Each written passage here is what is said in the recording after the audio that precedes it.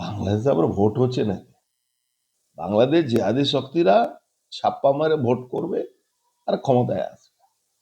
বাংলাদেশকে, ভারতবর্ষকেই সবক শেখানো দরকার আছে। ভারতবর্ষকে, এই বাংলাদেশকে পৃথিবী মানচিত্র থেকে সরিয়ে দেওয়া দরকার আছে, নালে ওখানে হিন্দু বাঁচবে না। আওয়ামী লীগ এই ভোটে অংশগ্রহণ করেনি এবছর। আওয়ামী লীগ কেন? যে এখানে ভোটের নামে তো প্রহসন হচ্ছে না, ভোট কোথায় হচ্ছে? ও তো জেহাদি শক্তির আগে ভোট দিয়ে দিচ্ছে। আজ পর্যন্ত ইস্কনের ওই মহারাজ আজ পর্যন্ত জেলে আছে, কি অপরাধ করেছিল?